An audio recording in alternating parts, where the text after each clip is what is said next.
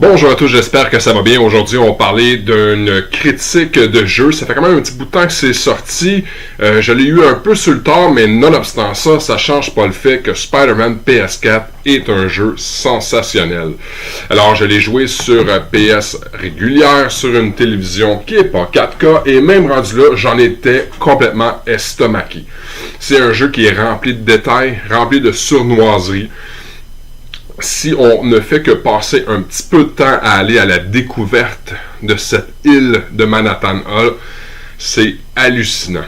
Hallucinant à quel point les graphiques sont époustouflants, mais aussi tous les petits moments, les petits morceaux qui ont été ajoutés simplement pour nous les amateurs de Marvel.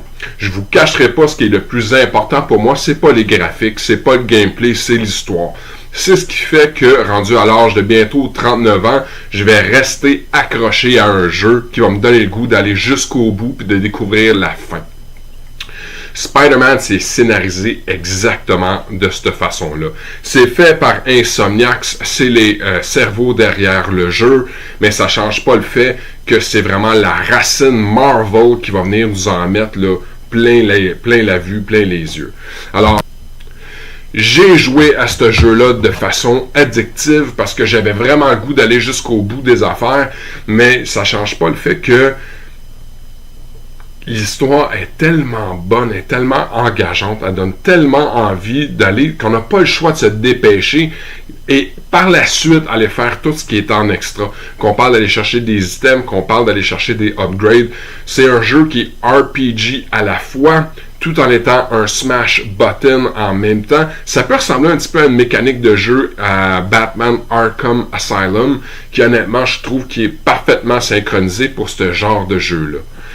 Si on prend 2 minutes puis qu'on regarde à quel point la ville de Manhattan, tu sais, que ce soit le Empire State Building ou que ce soit la maison du Doctor Strange, honnêtement, tout est réfléchi, tout est pensé pour pouvoir nous permettre de partir à cette aventure-là. La map, elle est gigantesque. On a droit à différents méchants à l'intérieur de ça. Je ne vous révèle pas qui est le méchant surprise, mais ceci étant dit, il est surprenant. J'aime le fait qu'on ne parle pas ici d'un jeune Spider-Man ou d'un jeune Peter Parker. On parle d'un Peter Parker qui est adulte. Ça n'a rien à voir avec ce qu'on voit présentement dans les films. Alors, c'est vrai, ça nous permet vraiment là, de se détacher de la MCU puis rentrer dans cet univers-là où est-ce que Mary Jane est là, Aunt May est là, toutes les grandes personnalités, Kingpin, même si on a l'opportunité de le découvrir davantage dans la télésérie de Daredevil, Kingpin demeure un personnage tellement important sur la scène criminelle qui appartient à Spider-Man. Alors, honnêtement, je suis pas le seul à aller voir là, plein d'autres endroits où est-ce qu'il en parle. Spider-Man, c'est un jeu qui marque le moment présent pour la PS4. Ça faisait longtemps que j'attendais un bon jeu de Marvel. À la limite, les derniers bons jeux là, que je me souviens, là, on parle de Marvel Ultimate Alliance. Alors, on remonte quand même à plusieurs années en arrière. Toutes les autres, c'était... Il y a une expression en anglais qui s'appelle du rehashing, où est-ce qu'on prend soit les films ou on prend des concepts de jeu et puis c'est pas tant bon, c'est pas tant savoureux, ça me donne pas le goût d'acheter le jeu. Écoute, c'est un jeu qui était quand même 70-80$ à la sortie.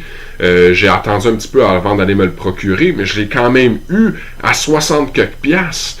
Alors, pour moi, c'est ultra important que de me permettre de rester engagé envers l'histoire, envers le personnage.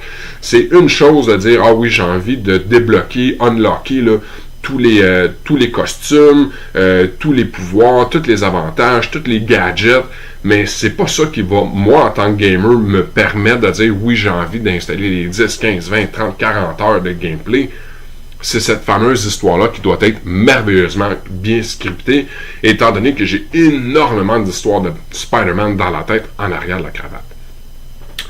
Alors, honnêtement, j'ai le goût d'en avoir plus. Non seulement est-ce que j'ai le goût d'en avoir plus, j'espère, honnêtement, que Insomniac, Marvel vont dire, OK, on a construit quelque chose de bien. et comment est-ce qu'on peut faire pour rajouter des couches? Fait que là, on sait que présentement, il y a les DLC Black Cat qui est sorti, il y en a 2 autres qui s'en viennent bientôt.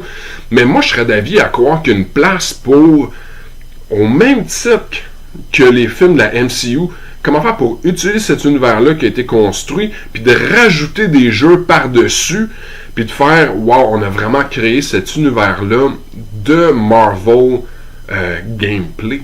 Moi, j'aurais le goût de ça, honnêtement, que ces jeux-là puissent s'interchoquer, dire « Ah, ben, c'est un jeu de Spider-Man PS4, alors allons le linker avec Marvel Infinity War Game. » Et si c'est bien fait, c'est bien construit, c'est bien conçu, j'ai pas de problème à embarquer là-dedans. Je veux juste pas tomber dans des jeux de piètre qualité qui sont pondus beaucoup trop rapidement parce qu'il y a un film qui sort. Alors, honnêtement, moi, je serais pas contre ça, d'avoir des jeux là, qui s'interchoquent ou qui s'interloquent. Alors, ceci étant dit, c'était ma critique pour Spider-Man PS4. J'espère que vous allez aller y jeter un coup d'œil, aller le jouer, aller, à la limite, tu sais, là, power through it, allez voir cette histoire-là qui mérite d'être entendue. Les graphiques sont sensationnels. Le phénomène là, de balancer dans la ville de Manhattan, c'est hallucinant. On peut monter à des altitudes incroyables, descendre. On sent l'altitude. Tu sais, le Assassin's Creed, c'est hot là, quand il fait son Eagle, là, mais ça n'a rien à voir avec ce que Spider-Man est capable de nous offrir. On est complètement ailleurs. Alors, ceci étant dit, mon nom est Benoît Vincent pour un autre critique signé ciné-techno.com. Bonjour, à bientôt.